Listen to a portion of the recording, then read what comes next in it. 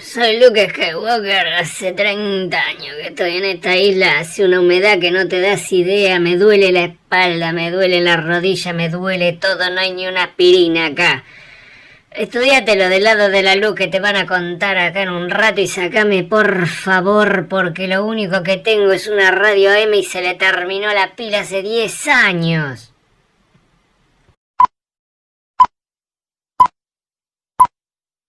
Buenas tardes, buenas noches, buenos días, dependiendo del momento en que me estén mirando. Yo soy Damián Wilich y este es el último encuentro de física de esta temporada. En esta ocasión vamos a hablar de fotometría. Primero algunas definiciones. Cuando hablamos de óptica geométrica describimos principalmente trayectorias luminosas de haces. Ahora vamos a estudiar todo esto desde el punto de vista de la energía que se transporta, teniendo en cuenta la sensibilidad del ojo humano a la radiación que incide sobre él. No toda la radiación emitida por una fuente llega al ojo y produce una sensación luminosa, ni toda la energía que consume, por ejemplo, una lámpara, se convierte en luz visible. Todo esto se debe evaluar y por ese motivo surge la necesidad de definir nuevas magnitudes fotométricas, como por ejemplo el flujo luminoso, la intensidad luminosa, la iluminancia y el rendimiento o eficiencia luminosa. Cuando discutimos sobre ondas electromagnéticas, hablamos del vector de Poynting, hablamos de la intensidad de la onda electromagnética, hablamos de todo lo que era el espectro electromagnético que iba desde las ondas de radio hasta los rayos gamma. Y hay una parte muy pequeña, muy angosta de todo el espectro electromagnético que es la que llamamos el espectro visible y es la parte a la cual es sensible el ojo humano. En el encuentro sobre redes de difracción vimos figuras fantasmales y que esas figuras fantasmales de alguna manera nos daban unas huellas digitales de esa fuente luminosa. Y a eso, por el carácter fantasmal, lo llamamos espectro de la fuente luminosa. Formalmente y referido a una fuente, el espectro es el conjunto diferenciado de las distintas radiaciones, longitudes de onda, que integran la energía irradiada por esa fuente. Y ahora lo que deseamos introducir son maneras objetivas de describir qué tan intensa es cada radiación en un haz que viene de una fuente. Entonces podemos decir por un lado que la distribución espectral de la luz es una función, llamémosla P de lambda, la cual define la potencia para cada longitud de onda. Pero no es la única manera conveniente, también existe el flujo espectral, phi sub E de lambda, es una función que comúnmente tiene unidades de watt sobre nanómetro, porque trabajamos en nanómetros, que es lo más conveniente en la parte del visible, y se dibuja en función de la longitud de onda. Esto también da una información objetiva de las intensidades relativas de las distintas longitudes de onda que componen un haz que uno está estudiando. Los espectros pueden ser continuos, como lo puede ser por ejemplo el espectro de una lámpara halógena. Este tipo de espectro es un espectro que nos está revelando un fenómeno colectivo, porque nos está hablando de la temperatura de la sustancia que está en incandescencia. O también podemos tener espectros que son perfectamente discretos, como estas líneas picudas que están acá, que representan el espectro del mercurio y que nos están hablando de fenómenos que suceden en lo íntimo del átomo, de transiciones electrónicas. Y también podemos tener espectros que combinen ambas situaciones, como por ejemplo el espectro solar, que tiene algunas rayas que están oscuras. Y hablamos de ellas cuando mencionamos lo que eran las rayas de Fraunhofer. Cada caída que hay acá abrupta es una raya de Fraunhofer de las que hablamos cuando vimos red de difracción. Las fuentes luminosas no emiten en general una sola longitud de onda, sino que emiten distintas longitudes de onda, con las formas que vimos recién. Así como el ojo humano está restringido al rango del visible para el espectro electromagnético, bueno, los distintos detectores que se utilizan para caracterizar las fuentes tienen sus regiones de mejor sensibilidad. Y por lo tanto, para hacer una caracterización en todo el rango del espectro electromagnético se necesitan distintos sensores que aporten esa información en el rango donde miden mejor. Dos definiciones ahora. Primero, la radiometría estudia la energía radiante para cualquier longitud de onda. Es un estudio sistemático y objetivo de las fuentes luminosas. La fotometría, por otro lado, estudia el flujo radiante en la región visible del espectro y tiene como objetivo la evaluación de la energía radiante productora de una sensación visual, es decir, lo que estimula el nervio visual humano. En efecto, no se necesita conocer solo la eficacia visual de distintas radiaciones, sino el comportamiento visual humano para elaborar una fotometría visual. Vamos a hablar entonces del factor humano, y el factor humano aquí va a ser el prototipo de sensor, porque lo que digamos para el ojo humano nos va a poder servir para estudiar también el comportamiento de un sensor, como lo puede ser el sensor de una cámara. En el encuentro anterior discutimos un modelo reducido para la formación de imágenes en el ojo humano, una delgada lente que enfoca su imagen en la parte de atrás, conocida como retina, que es donde están las células del sistema nervioso que están encargadas de convertir la radiación electromagnética en una sensación interpretable. ¿En qué rango podemos percibir la radiación electromagnética? Usualmente el ojo humano acusa sensación visual entre 380 nanómetros, que es cercano al ultravioleta, y los 700 nanómetros, que es en el infrarrojo. Hay algunas personas que pueden ver un poco por fuera de esos márgenes. Hay tres aspectos para la sensación visual.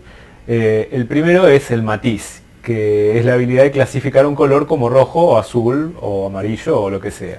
La saturación da el grado con el que el color se separa del gris neutro y se aproxima al color espectral puro. Estos dos juntos constituyen lo que se conoce como la cromaticidad. Y finalmente, el brillo es la característica de cualquier sensación que permite clasificarla como equivalente a algún elemento de la escala de grises.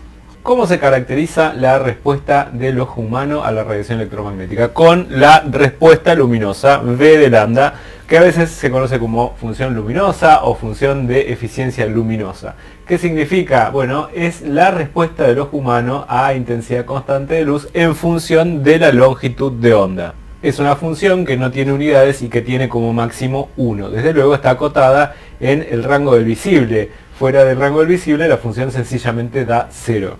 Desde luego son promedios estadísticos y cada ojo es único. El ojo humano tiene dos configuraciones de visión.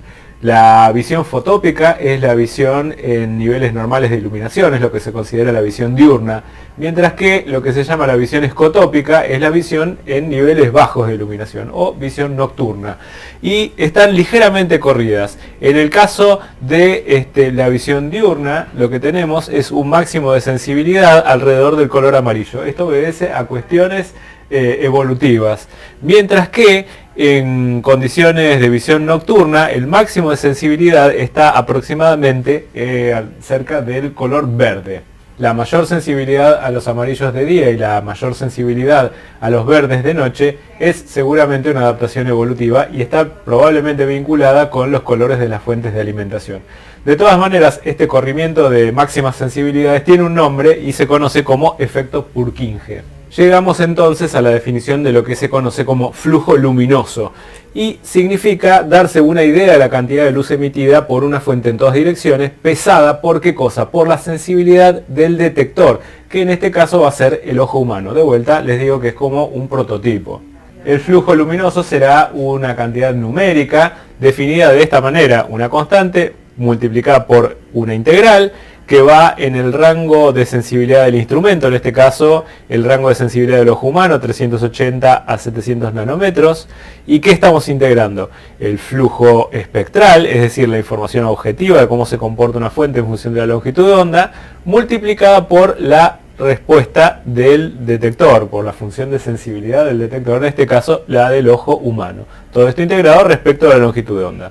Y esta constante depende del caso de visión.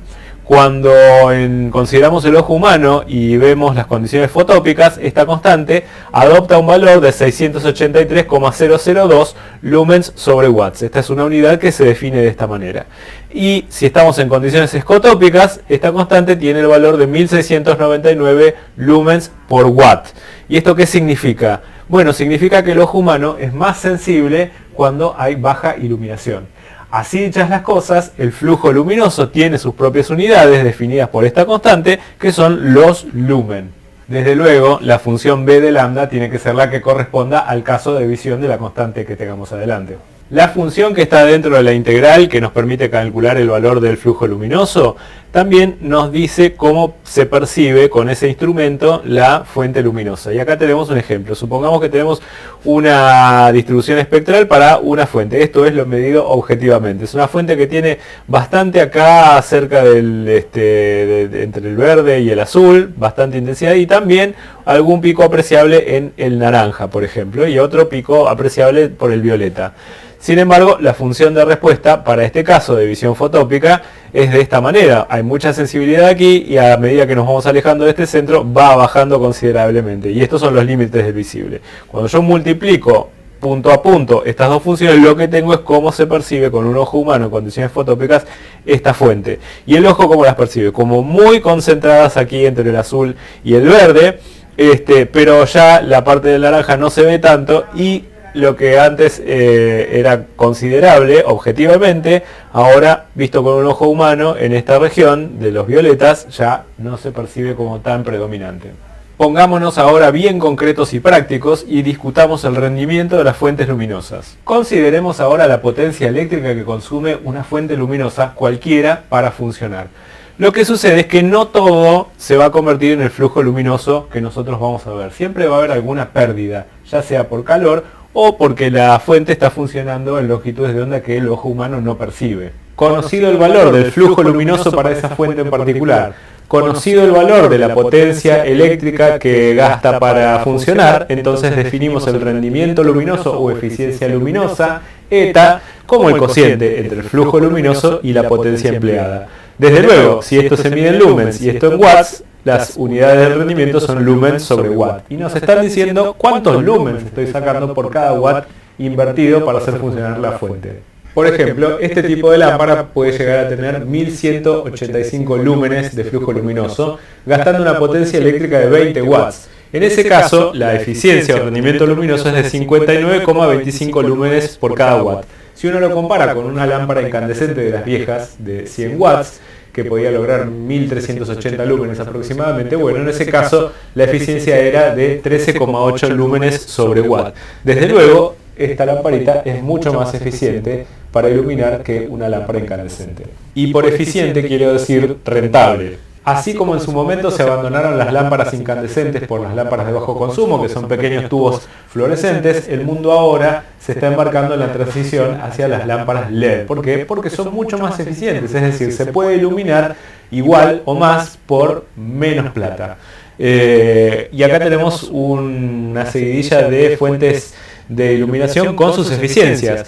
La lámpara incandescente en unos 15 lúmenes sobre watt fue reemplazada por la lámpara de bajo consumo, que podía llegar a 58 lúmenes sobre watt, y ya las de LED arrancan en 76 lúmenes sobre watt, y hay modelos cada vez más y más avanzados que pueden llegar, por ejemplo, hoy día a unos 200 lúmenes por cada watt invertido. Aquí les dejo una tabla de rendimiento luminoso de distintas fuentes. Les doy cuenta de la potencia nominal, del rendimiento luminoso y de la fracción que emite en el lado del visible, donde el LED comercial más nuevo brilla por su eficiencia. Algunos comentarios sobre color. La manera en que se van a percibir los objetos iluminados por luz de una fuente depende de las características de esa fuente. De hecho, los objetos iluminados por una lámpara fluorescente no se ven del mismo tono que los que están iluminados por lámparas incandescentes. En el primer caso destacan más los tonos azules, mientras que en el segundo lo hacen los rojos. Esto se debe a que la luz emitida por cada una de las lámparas tiene un alto porcentaje de radiaciones monocromáticas de color azul o de color rojo. Por ejemplo, si iluminamos con luz blanca una manzana roja con unas hojas verdes, nosotros vamos a ver reflejado el rojo de la manzana y el verde de las hojas. Pero si iluminamos con luz roja, desde luego se va a reflejar la luz roja en la superficie de la manzana, pero no se va a reflejar el rojo en las hojas, porque el rojo va a ser absorbido. Si por otro lado iluminamos con luz verde, el verde va a ser absorbido por la manzana y por eso la vamos a ver oscurecida, pero el verde en las hojas sí se va a reflejar y las vamos a ver. Si iluminamos con luz azul, pues entonces veremos todo opaco, oscurecido. ¿Por qué? Porque el azul, tanto por la manzana como por las hojas, es absorbido. Colores percibidos y mezclas de colores. Los colores primarios o colores básicos son los colores cuya combinación produce todos los demás. En el caso de las imprentas, que se utilizan tintas que se fijan sobre un papel, se usan el cian, el magenta y el amarillo. En cuestiones de iluminación, lo que se utiliza es el código RGB. R significa rojo, red en inglés, G significa green, es verde en inglés, y B significa blue, azul en inglés. Las mezclas aditivas u ópticas se obtienen sumando haces de luces de colores. El color resultante dependerá de la componente que se halle en mayor proporción y será más intenso que estas. Si la suma diera blanco, se dirá entonces que son colores complementarios, como tenemos acá representados tres haces que superpuestos dan blancos. Tengo este juguete maravilloso que tiene tres LEDs, uno rojo, uno verde y uno azul, y los proyecta sobre una pantalla acá arriba. Y podemos ver el fenómeno de la mezcla aditiva. Entonces tenemos los colores puros, pero también tenemos las intersecciones. Entre rojo y azul tenemos magenta, entre verde y rojo la aditiva nos da amarillo, y entre azul y verde tenemos un turquesa. Y vamos a ver si podemos mezclarlos todos juntos.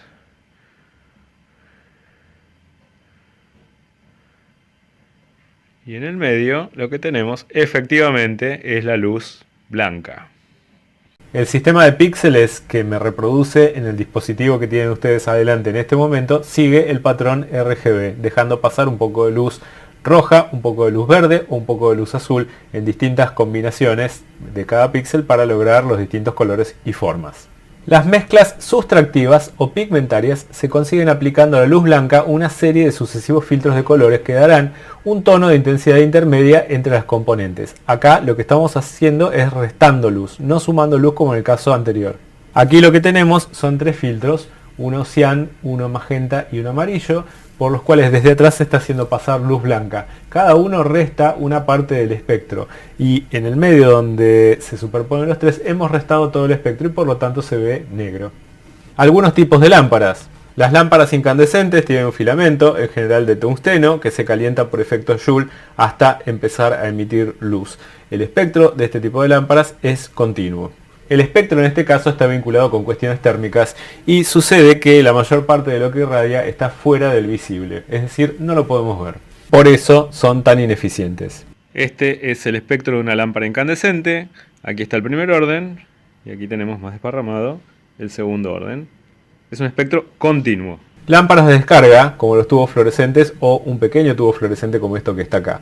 En este caso, la luz emitida se consigue por excitación de un gas sometido a una corriente eléctrica entre electrodos. Según el gas contenido en la ampolla de la lámpara y la presión a la que esté sometido, tendremos distintos tipos de lámpara con sus propias características luminosas. En general, los espectros de estas fuentes son de líneas bien definidas y ese comportamiento lo que me está revelando es sobre cosas que están sucediendo de transiciones de electrones en los átomos que están acá adentro. Aquí, visto con una red de difracción, el espectro de una lámpara de descarga de mercurio.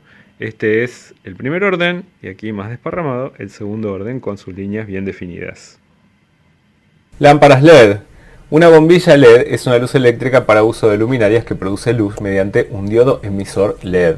Las lámparas LED tienen una vida útil más larga que las lámparas incandescentes y son significativamente más eficientes que la mayoría de las lámparas fluorescentes. En algunos chips LED hay capacidad de emitir hasta 303 lumen por cada watt. Esta es la anatomía de una lámpara LED, un diodo que está adentro de un dióptrico con una superficie esférica, como lo discutimos en encuentros previos. Este es el símbolo electrónico para el LED, los hay de distintos colores y acá tenemos, por ejemplo, los espectros para distintas variedades de LED. Fíjense que lo más interesante de sus espectros está sucediendo dentro del visible y por eso son tan eficientes. Aquí para comparar el espectro de una lámpara LED. Primer orden de difracción, segundo orden de difracción. Medidas de fotometría. Mucho de lo que vamos a tratar en esta sección gira alrededor de la fuente puntual, infinitamente pequeña, pero sabemos que en la realidad tratamos con fuentes extensas, así que necesitamos una regla práctica que nos diga a partir de qué distancia podemos considerar que una fuente es puntual, y es la siguiente. A partir de una distancia que es 10 veces la dimensión más grande que emite luz de nuestra fuente, yo puedo considerar que esa fuente es puntual. Supongamos que la parte que emite luz de esta lámpara halógena tiene una dimensión máxima de 1 centímetro. Nuestra regla práctica nos dice que en distancias a partir de 10 centímetros yo puedo considerar que esta lámpara se comporta como una fuente puntual. Primera cuestión, las fuentes luminosas pueden no iluminar igual en todas las direcciones, entonces tenemos que inventar alguna medida acorde a la direccionalidad. El estéreo radián es la medida de ángulo sólido sobre una esfera y nos va a venir muy bien para esta nueva magnitud que vamos a definir. Tenemos entonces una esfera de radio R y una pequeña área A sobre su superficie. Así que definimos el ángulo sólido omega mayúscula como A sobre R cuadrado. Fíjense que esto no tiene unidades porque A se mide en metros cuadrados, R cuadrado va a tener unidades de metros cuadrados, así que esto no tiene unidades. Pero para indicar que es un ángulo sólido se indica de esta manera, estéreo radián. Desde luego, el estéreo radián va desde 0 hasta 4pi estéreo radianes. Y si la superficie considerada es muy pero muy pequeña, es decir, un diferencial de área, entonces lo que vamos a tener es un diferencial de ángulo sólido. Y entonces esto nos va a servir para definir la intensidad luminosa como la tasa de cambio del flujo luminoso respecto del ángulo sólido de phi de omega. Si el flujo luminoso se mide en lumens y esto en estereoradianes, entonces la intensidad luminosa tiene unidades de lumen sobre estereoradian, que tiene un nombre especial que es la candela. Las luminarias comerciales vienen con este tipo de gráficos que indican cuánto es la intensidad luminosa en función del ángulo respecto de algún lado. En este caso, como es una luz para iluminación callejera, lo que muestran es respecto del ángulo visto hacia el piso. Y vemos que hay mucha intensidad en ángulos que están cercanos a cero, y a partir de unos 45 grados ya empieza a perderse mucha intensidad luminosa. Ejemplo, consideremos una fuente puntual S que emite rayos luminosos y consideremos también el flujo diferencial de phi, un pequeño flujo diferencial de phi de esta fuente en la dirección del punto Q, que está justo metido en el medio de un pequeño elemento de superficie diferencial de área. Desde luego esta pequeña superficie tiene asociado un ángulo sólido pequeño diferencial de omega que está subtendido desde el punto S. Por definición, la intensidad es d phi de omega, de donde podemos despejar d phi como i veces d omega. Desde luego, si la superficie aumenta, tendremos no ya un diferencial de phi, sino un flujo entero, que va a ser la integral entre 0 y el ángulo sólido en el que estemos de i respecto de omega. Recuerden que esto en el fondo significa una integral doble, porque estamos integrando en dos direcciones. En el caso de las coordenadas esféricas, es ese término seno de teta, de phi de teta, que tienen que integrar. Ahora, si además tenemos la suerte de que nuestra fuente tiene una intensidad que es la misma en todas direcciones, es decir, que es una constante, se puede salir de esta integral, y entonces nos queda que phi es la integral entre 0 y el ángulo sólido que queramos. Pero si consideramos toda la esfera completa tiene 4 pi estereoradianes, así que en el caso de la fuente puntual, homogénea e isótropa, el flujo total es 4 pi estereoradianes por la intensidad. Acá distintas lámparas comparadas. Desde luego, la fuente puntual y homogénea tiene una intensidad constante en todas las direcciones, no así las luminarias de distinto tipo. Pero también puede interesarnos cómo varía el flujo luminoso en función de algún área iluminada. Entonces, para eso tenemos la iluminancia. La iluminancia es el flujo luminoso que incide por unidad de área en un objeto iluminado y se define de esta manera: E lum, esa es una manera de anotarlo, o E sub L, es la tasa de cambio del flujo luminoso respecto del área. Si esto se mide en lumens y esto se mide en metros cuadrados, las unidades van a ser lumen sobre metros cuadrados, que tiene un nombre especial que en este caso es el lux. Volvamos otra vez a la fuente puntual. Si la fuente puntual ilumina igual en todas las direcciones, podemos aproximar las cosas que son derivadas como valores medios, es decir, los rayos luminosos inciden normalmente sobre una superficie esférica centrada en la fuente. Por definición, la intensidad luminosa es d phi de omega, pero a valores medios lo podemos escribir como phi sobre omega, de donde podemos decir entonces el flujo luminoso es la intensidad luminosa por omega, donde omega es a sobre r cuadrado, así lo habíamos definido. Así que si reemplazamos esta información acá, llegamos a que el flujo luminoso a valores medios lo podemos escribir como la intensidad luminosa por el área a sobre r cuadrado, donde a es el área donde están pasando los rayos. Ahora aplicamos la misma lógica de valores medios a la iluminancia. Por definición era d phi de a. Valores medios es phi sobre a. Pero el flujo ya lo tenemos escrito de esta manera, intensidad por a sobre r cuadrado. Así que reemplazamos esto aquí y nos queda la intensidad luminosa por a sobre r cuadrado dividido a. Se simplifican las áreas y nos queda finalmente que la iluminancia es igual a la intensidad luminosa sobre r cuadrado. La iluminancia, que es algo que se puede medir con un luxómetro, tiene la propiedad de que para la fuente puntual disminuye como 1 sobre r cuadrado. Con la aplicación adecuada, ustedes pueden acceder al luxómetro que está en sus teléfonos celulares. Para comparar fuentes luminosas, lo que hace falta es una hoja de papel y su aceite de mesa favorito. La idea es seguir el método sugerido por el Dr. Nick Riviera en Los Simpson, que consiste en pasar una gota de aceite con el dedo para formar una mancha que transparenta el papel justo donde hay aceite. ¿Por qué esto sirve para medir intensidades luminosas? Ahora lo vamos a ver funcionando. Pero acá tenemos el papel y ponemos el papel justo entre nosotros y una fuente luminosa. Y lo que vemos es una mancha brillante alrededor de un papel oscuro. ¿Y por qué se ve este contraste? Bueno, porque en el medio se está transmitiendo más luz de la que se está reflejando del resto del papel que está seco. Pero si uno se va para el otro lado, la cosa cambia y lo que tenemos es una mancha oscura alrededor de un papel brillante. Bueno, ¿por qué? Porque en el medio se está saliendo más luz de la que se está reflejando alrededor. Y por eso tenemos contraste. Supongamos dos fuentes puntuales de intensidades I1 e I2 están separadas a una cierta distancia D, el origen está puesto en la fuente de intensidad I1 y uno puede preguntarse, bueno, ¿en qué punto entre las dos las iluminancias van a ser iguales? Bueno, decir eso es plantear la igualdad, E1 es igual a E2 en este punto a una distancia R. Por definición, si las fuentes son puntuales, esto es I1 sobre R cuadrado, y esto será igual a I2 sobre D menos R cuadrado. Caso interesante, ¿qué sucede cuando I1 es exactamente igual a I2? Bueno, planteando eso, entonces encontramos que la distancia a la cual sucede esto, R, es D dividido 2. Y esto sería una prueba de que hay un comportamiento de inversa al cuadrado. Tomemos dos fuentes luminosas exactamente iguales y separémoslas una distancia D igual a 1 metro, que es lo que mide esta regla.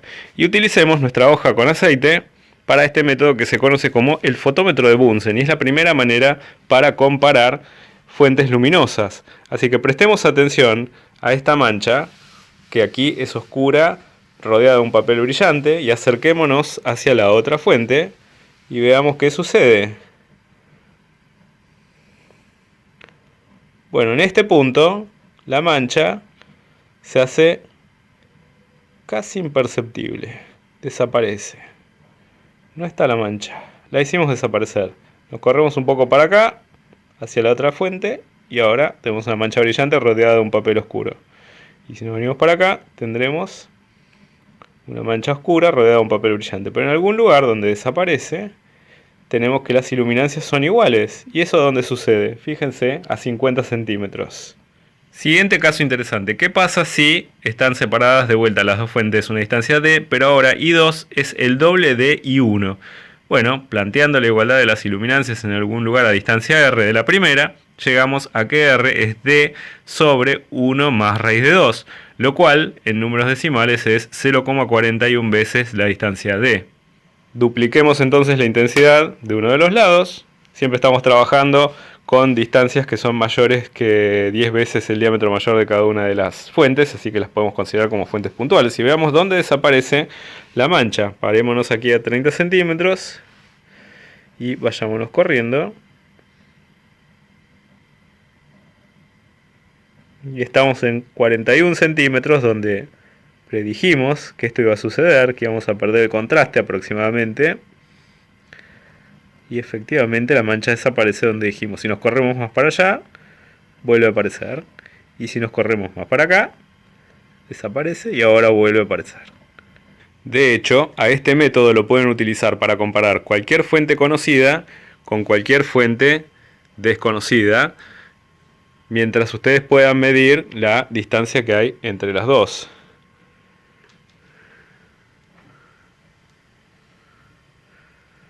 Y en algún lado va a desaparecer la mancha o va a bajar sensiblemente el contraste.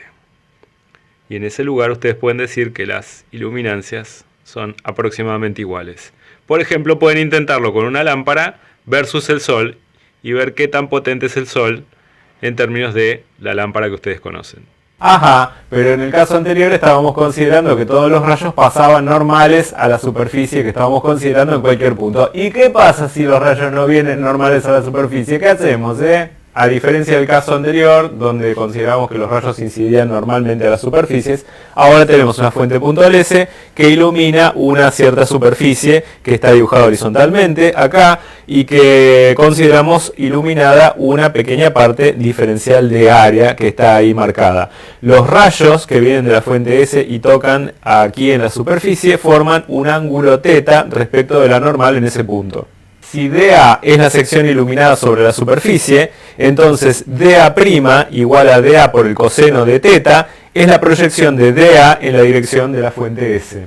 Si la fuente puntual S está a una distancia R de la superficie, entonces el ángulo sólido asociado a dA' es dA coseno de teta dividido r cuadrado. Y ahora volvemos a la definición de intensidad luminosa, d phi d omega, donde d omega es el d omega que acabamos de deducir, es dA coseno de teta sobre r cuadrado. De la definición entonces podemos despejar el diferencial de flujo luminoso como la intensidad luminosa por d omega, que en este caso va a quedar la intensidad luminosa por dA coseno de teta sobre r cuadrado. Y ahora nos metemos en la otra definición, porque vamos a decir que la iluminancia horizontal de la superficie horizontal de A es EH igual a d phi luminoso respecto de A.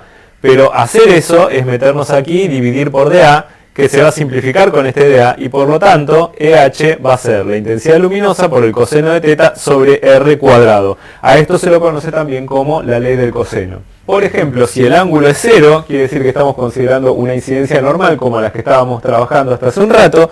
Bueno, en ese caso el coseno da 1 y nos queda la iluminancia de la forma que habíamos visto para la fuente puntual, como I sobre r cuadrado. Esto es una definición en el sentido horizontal, así que también análogamente se puede hacer una definición en el sentido vertical, y es así como aparece la iluminancia vertical de esta forma, I L por seno de teta sobre r cuadrado. También es posible encontrar que la iluminancia vertical es la horizontal por la tangente del ángulo teta. También puede ser conveniente utilizar la distancia h que hay entre la superficie y la fuente en vez de la distancia r que hay entre la fuente y el punto en el cual los rayos tocan la superficie. En esas condiciones hay que notar que la normal y esta línea en la que se mide h son líneas paralelas y por lo tanto el ángulo que forman los rayos con la normal es lo mismo que este otro ángulo que forman los rayos con la normal midiendo h. Y por lo tanto podemos decir entonces que la distancia r se puede escribir como h sobre el coseno de teta. Sabido esto, entonces la iluminancia horizontal queda como I por coseno al cubo de teta sobre h al cuadrado y la iluminancia vertical queda como I por coseno al cuadrado de teta por el seno de teta dividido h al cuadrado. Desde luego vale el principio de superposición, tanto en esta forma como en la forma anterior para EH y EB. ¿Qué es lo que quiere decir? Que si tengo n fuentes que están iluminando una superficie, bueno, entonces la iluminancia horizontal total va a ser la suma de todas las iluminancias horizontales aportadas por cada una de las fuentes en ese lugar en particular. Y la iluminancia vertical total en ese punto va a ser la suma de las iluminancias verticales aportadas por cada una de las fuentes en ese punto. Y llegamos a la última magnitud que vamos a estudiar hoy, la luminancia. Esta es la intensidad luminosa que una superficie emite en una dirección determinada por unidad de superficie proyectada, superficie vista desde dicha dirección. Su símbolo es L y su unidad es la candela sobre metro cuadrado. Consideremos entonces un diferencial de área con su normal. Ahora hay un observador mirando este diferencial de área. Se forma un ángulo alfa respecto a la normal, entonces dA por coseno de alfa es la pequeña área vista en la dirección del observador. Supongamos que DI alfa arriba es la intensidad de la fuente en el ángulo alfa y entonces definimos L como DI alfa dividido dA coseno de alfa. Valores típicos de iluminancias, por ejemplo el sol en el cielo tiene unos 100.000 lux, el sol en el cielo nublado 10.000 lux, en el interior cerca de una ventana unos 1000 lux, la luz de la luna llena 0,2 lux y la luz de las estrellas tiene solamente 0,0003 lux. Y el ojo humano puede percibir todos estos fenómenos, es decir, la sensibilidad del ojo humano tiene unos 10 órdenes de magnitud de ancho. Una cámara, como la del celular, solamente es sensible a 3 órdenes de magnitud, más o menos.